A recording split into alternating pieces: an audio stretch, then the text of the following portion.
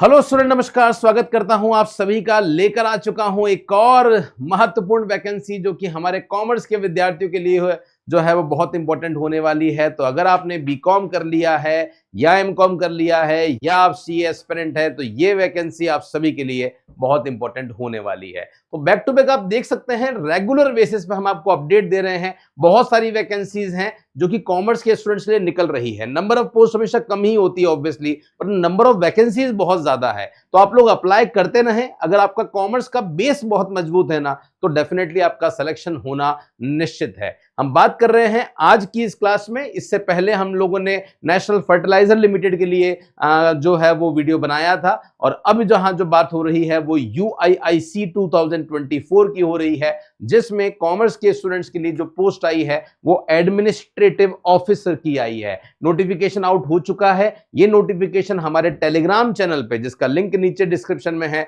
उसमें भी आपको अवेलेबल होने वाला है। तो क्या है इसका सिलेबस, इसके सिलेबस के बारे में हम लोग डिटेल में बात यहां पे करने वाले हैं, और इसी के साथ में हम यहां पे ये भी बात करेंगे कि क्या टर्म्स कंडीशन है, कैसे आप इसमें अप्लाई कर सकते हैं। सारी चीजों के बारे में हम लोग विस्तृत रूप में चर्चा जो है वो करने वाले हैं। अगर आप तैयारी कर रहे हैं कॉमर्स से किसी भी एग्जाम्स के लिए, चाहते हैं कि एक ऐसा ग्रुप मिल जाए जिस ग्रुप में आपको इंडिया लेवल पे जितनी भी कॉमर्स की वैकेंसी आती है उसकी इंफॉर्मेशन मिल जाए, कॉमर्स के ही जो सब्जेक्ट होते हैं उनके लिए नोट्स, एमसीक्यूज, पीडीएफ मिल जाए, तो आप सभी के लिए ग्रुप बना रखा है सेंट्रल गवर्नमेंट कॉमर्स वैकेंसी का। इस ग्रुप में जुड़ जाइएगा। सारे कॉमर्स के ही स्टूडेंट हैं। इसमें आपको सारा कंटेंट, सारी अपडेशन मिलती रहेगी। नीचे डिस्क्रिप्शन में लिंक है, जरूर ज्वाइन कर लीजिएगा। इस चैनल पर पहली बार आए हैं तो जुड़ जाइए उस टीम के साथ, उस फैकल्टी पैनल के साथ में, जो कि इंडिया का सबसे बड़ा एक तो ऑनलाइन प्लेटफॉर्म है और सबसे बड़ा फैकल्टी पैनल भी आरपीएससी अड्डा के पास ही है, जहां पे हर एक सब्जेक्ट की एक अलग फैकल्टी है, और हर एक फैकल्टी जो है वो ऑलरेडी क्वालिफाइड है, नेट क्वालिफाइड है, असिस्टेंट प्रोफेसर है, या जो है वो कहीं ना कहीं पीएचडी होल्डर है। बहुत सालों से पढ़ा रहे हैं, 10 साल से ज्यादा सभी को अनुभव है, और रिजल्ट हम लोग काफी सारे दे चुके हैं। तो चलिए फटाफट से एक बार नोटिफिकेशन पे लेके जाता हूं। ये जो UIICL है, इसका मतलब है United India insurance company limited. Insurance है, बेसिकली इंश्योरेंस है वो। तो यूनाइटेड इंडिया इंश्योरेंस का नाम आप लोगों ने सुना होगा, जो कि गवर्नमेंट की ही एक अंडरटेकिंग है। उसी के द्वारा ये नोटिफिकेशन जो है वो रिलीज किया गया है। क्योंकि नोटिफिकेशन हमेशा बड़े होते हैं, तो हम नोटिफिकेशन से पहले हमेशा जो आपके काम की चीजें होती हैं उन्हें पहले ही हाईलाइट कर देते हैं, ताकि कहीं भी आपको समस्या नहीं आए। वैकेंसी क्या है, बहुत ध्यान से देखिएगा। इन्हें स्पेशलिस्ट चाहिए। ये सारे हमारे काम का जो पार्ट है वो है सेकंड। तो हम जो पार्ट में अप्लाई करेंगे कॉमर्स के स्टूडेंट, वो फाइनेंस एंड इन्वेस्टमेंट में इन्हें स्पेशलिस्ट चाहिए, और इसके लिए जो है वो 20 वैकेंसी इन्होंने टोटल मिला के निकाली है। ठीक है, बाकी जनरलिस्ट भी चाहिए, और ये इनकी अलग अलग जो है वो कैटेगरी है, हमारे काम का नहीं है, तो सीधा हम इसे इग्नोर करते हैं। एलिजिबिलिटी कंडीशन क्या है, तो ऑब्वियसली आप इंडिया के सिटीजन होने चाहिए, तो आप दे सकते हैं, इसमें कोई दिक्कत है नहीं। क्वालिफिकेशन जो है वो क्या क्या चाहिए, तो आप देख सकते हैं हमारे काम की वैकेंसी ये वाली थी। तो फाइनेंस एंड इन्वेस्टमेंट, जिसमें टोटल मिला के 20 पोस्ट आई है, इसके लिए आपके पास क्या होना चाहिए? बीकॉम। सबसे मेन जो मिनिमम क्वालिफिकेशन है वो बीकॉम है, बट सारे बीकॉम वाले नहीं चलेंगे। इन्हें कम से कम 60% जो है वो चाहिए। रिजर्वेशन कोटे में आते हो तो 5% का एक्स्ट्रा एडवांटेज मिल जाएगा, लेकिन यस आपका बीकॉम होना चाहिए। लेकिन अगर आपने बीकॉम करने के बाद में एमकॉम कर ली है, तो एमकॉम में चाहे आपका 3rd डिवीजन है, फर्क नहीं पड़ता। इन्होंने साफ बोल दिया है एमकॉम होनी चाहिए। तो चाहे आपके एमकॉम बिजनेस में हो, अकाउंट्स में हो, फर्क नहीं पड़ता, आप इसके लिए अप्लाई कर सकते हैं। या फिर आपने सीए, चार्टर्ड अकाउंटेंट का कोर्स कर रखा है, सीए बन चुके हैं, या ICWA हो चुका है, तो भी आप इस वैकेंसी के लिए एलिजिबल हैं। बाकी वैकेंसी हमारे काम की नहीं है। तो एलिजिबिलिटी जो है वो मैंने आपको यहां पे बता दी है। ठीक है, और क्या क्या बातें हैं बहुत ध्यान से देखिए। Qualification mention above should be obtain from any recognized university. Obviously जो बीकॉम होना चाहिए वो किसी रिकॉग्नाइज्ड यूनिवर्सिटी से होना चाहिए। इंस्टीट्यूट जैसे कि सीए कर रखी है तो ICAI से होना चाहिए। अप्रूव्ड बाय यूजीसी, तो यूजीसी से अप्रूव कॉलेज होगा तो ही काम चलेगा। May be with in appropriate pattern, तो वही अप्रोप्रिएट पैटर्न जो आज तक चलता था, 10+2 मतलब वही 12th हो गई, और 3 साल मतलब ये ग्रेजुएशन हो गई है, या उसके इक्वल कोई हो गया। Where CGPA OGPA are awarded, the candidate will have to produce a certificate. तो जहां पे आपको जो दिया गया है, जैसे 12th है तो 12th में आपके CGPA दिए गए हैं, तो वहां पे आप सर्टिफिकेट लगा सकते हैं, उसमें कोई प्रॉब्लम जो है वो नहीं होने वाली है। The candidate should have completed the qualification mention above on और, तो डेट क्या है, तो डेट इन्होंने यहाँ पे जो दी है क्वालिफिकेशन में आपको बताऊंगा कि 30 ईयर आपकी एज होनी चाहिए, वो 30 ईयर एज होनी चाहिए या बीकॉम की मार्कशीट आपके पास में होनी चाहिए। उसकी डेट क्या है डिसाइड करने की, तो 30/9/2024 से पहले आपकी एज भी इससे कम हो और दूसरी बात जो है वो आपकी क्वालिफिकेशन भी आपके हाथ में होनी चाहिए। Those who have written the final examination for the minimum education qualification as on 30/9/2024 and whose result are declared after 13/9/2024 are not eligible to apply। मतलब बेसिकली हो सकता है 2 महीने पहले आपने बीकॉम का फॉर्म भर दिया है, एग्जाम दे दिया है बीकॉम फाइनल ईयर का, लेकिन अभी तक मार्कशीट हाथ में नहीं आई है, तो फॉर्म भरने से पहले आप देखिए, डेट देखिए, 30/9/2024 से पहले मार्कशीट आ जाती है तो बढ़िया बात है, नहीं आती है तो आप इसके लिए एलिजिबल नहीं होंगे। Working knowledge of computer obviously आपके पास में होना चाहिए। एज बता चुका हूं मैं आपको, इन्होंने जो एज दी है वो 21 साल से लेकर 30 साल के बीच में दी है, और इसमें भी यहाँ लिख दिया है इन्होंने कि आपका जो जन्म है वो 1/10/1994 के से पहले नहीं होना चाहिए और 30/9/2003 के बाद नहीं होना चाहिए। बाय डिफॉल्ट इस एज में आप 21 से 30 की कैटेगरी में ही आने वाले हो, ये ध्यान रखना। और जो एज लिमिट है उसमें भी रिलैक्सेशन इन्होंने दिया है, जैसे क्वालिफिकेशन में रिजर्वेशन दिया था 5% का, वैसे एज में भी 5 सालों का इन्होंने यहाँ पे रिजर्वेशन या बेनिफिट आप लोगों को दिया है। तो जो रिजर्वेशन कैटेगरी के स्टूडेंट्स हैं वो डेफिनेटली अपना सर्टिफिकेट लगा के इन रिजर्वेशंस का बेनिफिट जो है वो ले सकते हैं। एप्लीकेशन फीस यहाँ पे क्या है, इससे पहले जो हमने आपको NFL बताया था वहां तो 200 रुपए फीस ही थी, उसमें तो अप्लाई कर ही देना। यहाँ जो फीस आपकी होने वाली है वो 1000 रुपीज होने वाली है, तो ये वही डिपार्टमेंट जो है वो डिसाइड करता है कि क्या फीस होनी चाहिए। तो यहाँ पे लेकिन यस, अगर आप SC ST से हैं या स्पेशल कैटेगरी के हैं तो 250 रुपीज फीस आपकी जो है वो लगने वाली है। कब से ऑनलाइन फॉर्म जो है वो स्टार्ट होंगे, ऑनलाइन रजिस्ट्रेशन जो है वो 15 अक्टूबर से स्टार्ट हो जाएंगे। लास्ट डेट आपकी जो है वो 5 नवंबर है। वही बात है, अगर आपको इसकी तैयारी करनी है 2-3 दिन सोच लो, सोच के अपना मानस बना लो, और अगर मानस है तो फॉर्म भर दो, सोचो मत, क्योंकि कौन सी वैकेंसी आपकी किस्मत में लिखी हुई है ये कोई नहीं जानता। Okay, last date of payment of application fees आपकी जो है वो 5 नवंबर सेम है, और आपके पास में जो कॉल लेटर है वो एग्जाम से 10 दिन पहले आ जाएगा, ये इन्होंने कह दिया है। कब एग्जाम होने वाला है इन्होंने ये भी लिख दिया है, ये बहुत बढ़िया बात है कि date of online written examination will be 14 December. तो 14 दिसंबर को एक टेंटेटिव डेट दे दी है, तो मेरे हिसाब से आपके पास में अच्छा खासा टाइम भी है। अभी अक्टूबर चल रहा है, नवंबर है, दिसंबर है, तो आपके पास लगभग जो समय है उस समय में आप अच्छी तरीके से जो तैयारी है वो यहाँ पे कर सकते हो। एग्जाम डेट जो है मे बी ऑन वीकडेज या हॉलीडेज पे ही होंगे, क्योंकि उसी टाइम पे इनको सेंटर जो है वो अलॉट होते हैं। Application procedure, detail guideline, procedure for application registration, payment, ये है, ये सारी की सारी जो चीजें हैं वो इन्होंने अलग से दे दी है, वहां से जाके आप देख लेना। अब बात करते हैं सर, क्या यहाँ पे जो सिलेक्शन है वो एक ही एग्जाम देने के बाद सिंगल शॉट में हो जाएगा या कुछ प्रोसीजर्स हमें फॉलो करने पड़ेंगे, कुछ स्टेजेस होगी? तो यस, यहाँ डायरेक्ट नहीं होगा, आपको कुछ अलग अलग फेज हैं, वो फेज का सामना करना पड़ेगा। तो कितने फेज होने वाले हैं देखिएगा। The selection for all discipline will be made on the basis of overall performance in online examination and interview. तो भैया एक तो एग्जामिनेशन होगा, दूसरा इंटरव्यू होगा, उसके बाद आपका सिलेक्शन होगा। The candidate will be called for online examination which would comprise of the following. तो ऑनलाइन जो एग्जाम होगा, देखिए सबसे पहला फेज 1, फेज 1 में ऑनलाइन एग्जाम देना है, स्पेशलिस्ट है, ठीक है।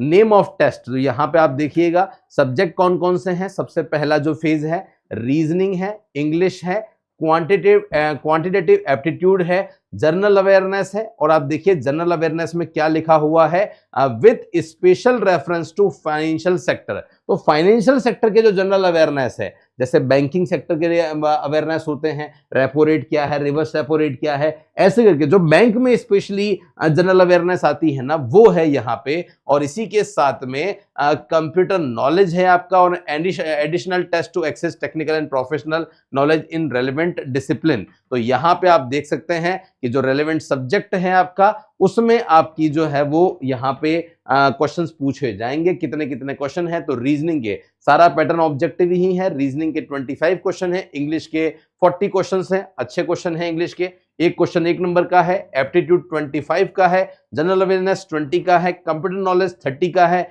और सब्जेक्ट आपका 60 का है। इस तरीके से 200 है।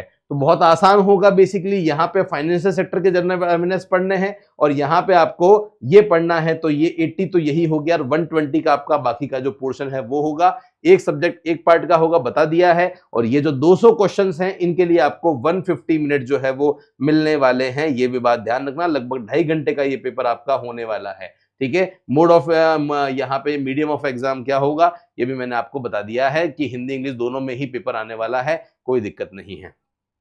ये था आपका फेज नंबर 1। ठीक है। अब उसके बाद में आ जाओ, सेकंड एग्जाम जो है वो आपका यहाँ पे ये जर्नलिस्ट का है। तो जो लोग जर्नलिस्ट हैं उनके लिए ये इंफॉर्मेशन है, ये अपने काम का नहीं है। क्लियर है। तो ये हो गया है। डिस्क्रिप्टिव टेस्ट में देखिए, both generalist and specialist the descriptive test of 30 minute duration with 30 marks will be a test of English language. Letter writing 10 marks की है, और ऐसे 20 मार्क्स का है। और descriptive test will be in English and will be conducted through online mode. Each candidate will be required to obtain a minimum score for each section of objective test separately for short listing for the descriptive test. तो ये है आपका phase number 2। तो सबसे पहले आपको online exam देना है, उसके बाद में ये डिस्क्रिप्टिव टेस्ट जो है वो आपको देना होगा। इसमें केवल आपको क्वालिफाई करना है। Okay. Descriptive answer script would be evaluated only in respect of those candidate, obviously जो उन्हीं का चेक होगा जिनका ऑब्जेक्टिव चेक हो चुका है। Depending on the number of vacancy available, cut off will be decided for descriptive paper evaluation. Each candidate will be required to obtain a minimum total score in the objective test and qualifying in the descriptive test for shortlisting for the interview. है ना। तो आपको सबसे पहले online exam में qualify करना है ना, वहां पे कट ऑफ के हिसाब से आपको पास होना है। यहां पे केवल आपको क्वालिफाई करना है डिस्क्रिप्टिव में, उसके बाद में फिर आप लास्ट राउंड जो इंटरव्यू का है वहां पे जा सकते हो। Qualifying marks in the descriptive test shall be decided by the company. A candidate shall be required to qualify in the descriptive test, but the marks in the descriptive test will not be counted towards shortlisting. तो ध्यान रखना, आपको केवल qualify करना है। जो descriptive आपका exam होगा उसके मार्क्स का इंटरव्यू पे कोई इंपैक्ट नहीं आने वाला है, ये बात ध्यान रखना। For each wrong answer, marked 1/4 of the marks assigned to the question will be deducted as penalty. तो नेगेटिव मार्किंग आपकी यहाँ पे 1/4 होने वाली है।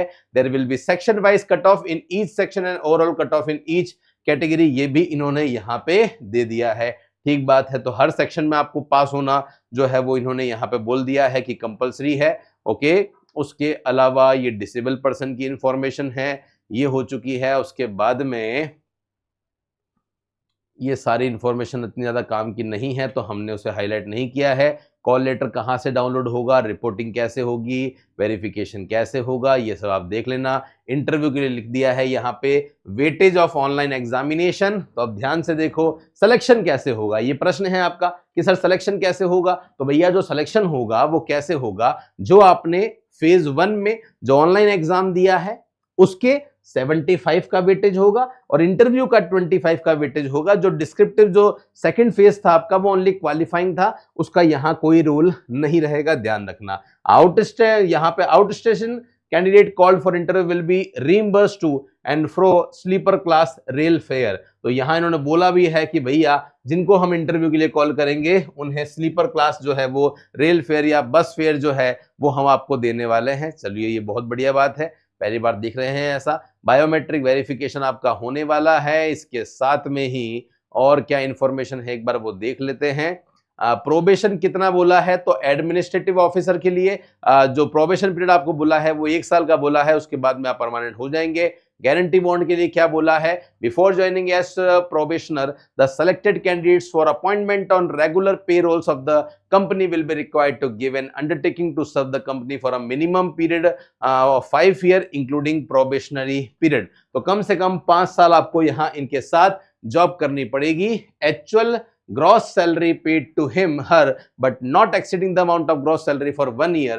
In addition the resignee shall also be liable to pay an amount of 35,000। तो अगर आप ऐसा करते हो, अगर आप इनका बॉन्ड तोड़ते हो तो फिर वहां पे बहुत समस्या आपके साथ में आ सकती है, ये इन्होंने यहाँ पे साफ साफ बता दिया है ना। उसके बाद में और क्या है, और आपको यहाँ पे रूल्स दे रखे हैं, इनको अच्छी तरह से पढ़ना। इसलिए मैंने कहा है कि 3-4 दिन में डिसीजन लेना कोई जल्दीबाजी नहीं है, एक बार यहाँ पे चले गए तो फिर चलेगा, ये बात ध्यान रखना। तो ये मैंने आपको सारी डिटेल बता दी है मेरे हिसाब से। ये आपको एप्लीकेशन का पूरा प्रोसीजर दे रखा है, कैसे अप्लाई करना है सिस्टमैटिकली, बिल्कुल 1 by 1 आपको सारी की सारी डिटेल दे रखी है। पेमेंट ऑफ फीस जो है वो क्या रहेगा, फोटोग्राफ आपको कैसा लगाना है, ये डिटेल दे रखी है। हैंड रिटन डिक्लेरेशन में क्या क्या आपको डालना है, कौन कौन से डॉक्यूमेंट जो है वो स्कैन करने हैं, थंब का कैसे क्या करना है, आपको पूरी इंफॉर्मेशन आपको यहाँ पे जो है वो डिटेल में दे रखी है। और यहाँ जो स्टूडेंट है जो स्पेशली कैटेगरी में आते हैं उनके सर्टिफिकेट्स और ये सब डिटेल जो है वो दे रखी है। तो ये अपेंडिक्स जो है वो आप लोग देख लेना और इसका अपने हिसाब से जो है वो यूज कर लेना, ठीक है। क्या सेंटर के लिए कि स्टूडेंट्स के मन में डाउट आ सकता है कि सर सेंटर जो है वो कहाँ पे आ सकता है, तो देखो इन्होंने अलग अलग स्टेट दिए हैं, उन स्टेट में हमारा राजस्थान भी था, तो जो राजस्थान के स्टूडेंट है वो यहाँ पे देख सकते हैं। तो आप देख सकते हैं ये रहा एग्जाम सेंटर जो है वो कहाँ कहाँ पे आएंगे। तो इन एग्जाम सेंटर में आप देखिएगा चित्तौड़ के एग्जाम सेंटर है आपका, है ना, ये जो है ये आपका आ रहा है कहाँ पे, नहीं ये नहीं, ये तो चित्तूर वाला है। और इसमें राजस्थान है, राजस्थान में कहाँ कहाँ पे है ये भी इन्होंने जो है वो दे रखा है। तो आप यहाँ पे देख सकते हो, ये गुजरात आ गया है, फिर हरियाणा आ गया है, फिर हिमाचल प्रदेश आ गया है, उसके बाद जम्मू कश्मीर है, फिर झारखंड है, फिर कर्नाटका है और फिर केरला है आपका, उसके बाद में मध्य प्रदेश है, महाराष्ट्र है आपका, उसके बाद में मेघालय है, मिजोरम है, नागालैंड है, दिल्ली है, उड़ीसा है और पुदुचेरी है, पंजाब है और ये राजस्थान है। राजस्थान में कहाँ कहाँ सेंटर है, सब जगह छोटी छोटी जगह पे सेंटर आपको मिलेंगे। अजमेर में, भीलवाड़ा में, बीकानेर में, चित्तौड़ में, जयपुर में, जोधपुर में, कोटा, सीकर, उदयपुर, अलवर, झुंझुनू, सभी जगह आपको जो सेंटर है वो यहाँ पे दिए गए हैं। तो सेंटर वाइज मुझे नहीं लगता कि कोई दिक्कत आपको आने वाली है। तो गाइज ये मैंने आपको सारी की सारी डिटेल इस नोटिफिकेशन की बता दी है। मुझे लगता है सारी डिटेल आप सभी को बहुत अच्छी तरह से समझ में आ गई है। तो गाइज अगर आप जुड़ना चाहते हैं हमारे साथ में इस कोर्स के लिए तो डेफिनेटली आप लोग जुड़ सकते हैं। कोर्स कौन सा परचेस करना है, अलग से मुझे लगता है कोई अलग से कोर्स परचेस करने की जरूरत नहीं है। अगर आपने राजस्थान में JVBNL जूनियर अकाउंटेंट वाला कोर्स ले रखा है जिसमें भी ग्रेजुएशन वाला पार्ट ही आता है, या अभी जो NFL वाला एग्जाम है वो आपने ले रखा है, तो उसका भी सिलेबस या JVBNL जूनियर अकाउंटेंट का सिलेबस ऑलमोस्ट मोर और लेस सेम रहेगा, क्योंकि ग्रेजुएशन लेवल पे जो सब्जेक्ट होते हैं वो मोर और लेस सारे ही उसमें कवर है। तो इसलिए आपको अलग से कोर्स नहीं लेना। ये कोर्स नहीं ले रखे हैं तो फिर आप जो है वो ले सकते हो। और अभी तक जब इतने सारे स्टूडेंट्स के सपने गवर्नमेंट जॉब में पूरे हुए हैं, है ना, आपके जैसे स्टूडेंट्स हमको मिले और ये जो टीचर्स हैं इन्होंने मेहनत करी, तो डेफिनेटली इतने सारे सिलेक्शंस मिल ही जाते हैं। आपको लगता है कि सर अलग अलग बेसिस पे हम लोग कोर्स परचेस करके परेशान हो गए हैं, क्या कोई कॉम्बो है क्या? बिल्कुल, तो 3-in-1 का कॉम्बो है। बार बार फीस नहीं देनी होगी। आप यहाँ पे जो नेशनल फर्टिलाइजर लिमिटेड है जिसमें अकाउंट असिस्टेंट का कोर्स है, NVS की ऑडिट असिस्टेंट का कोर्स है और EMRS अकाउंटेंट का कोर्स है, ये 1 साल की वैलिडिटी के साथ में आपको 3999 में अवेलेबल हो जाएगा। तो मुझे लगता है अगर ये कोर्स आपने ले लिया ना तो अलग अलग आपको किसी भी कोर्स को लेने की आवश्यकता नहीं होगी। ये कॉम्बो कोर्स हमने स्पेशली आपके लिए ही बनाया है। बाकी NFL के लिए अलग से कोर्स हमारा लॉन्च हो चुका है, वो भी लेना चाहते हैं ले सकते हैं। बहुत ही कम प्राइस में वो कोर्स भी आपको अवेलेबल हो रहा है। बाकी आप जानते ही हैं RPSC अड्डा, best educators, best content, MCQ previous year series, इसी के लिए स्पेशली जाना जाता है। फिर भी कोई डाउट है, कोई समस्या है तो इस नंबर पे आप हमें कॉल या मैसेज करके अपनी इंक्वायरी को जनरेट कर सकते हैं। और टेलीग्राम चैनल अभी तक ज्वाइन नहीं किया है तो कर लेना। आज से हम लोगों ने टेलीग्राम चैनल पे फिर से MCQ सीरीज जो है वो स्टार्ट कर दिए हैं, ताकि आप घर बैठे प्रैक्टिस जो है वो बहुत अच्छी तरीके से कर सके। अगर आप कॉमर्स के स्टूडेंट हैं तो इस YouTube चैनल को जरूर सब्सक्राइब कर दो, ताकि हर एक इंपॉर्टेंट नोटिफिकेशन या इंपॉर्टेंट मैसेज आप तक पहुंच पाए। थैंक यू सो मच आप सभी का मेरे साथ में जुड़ने के लिए। मिलता रहूंगा कुछ ऐसे ही इंपॉर्टेंट सूचनाओं के साथ। तब तक के लिए धन्यवाद। Take care. Bye bye. जय हिंद।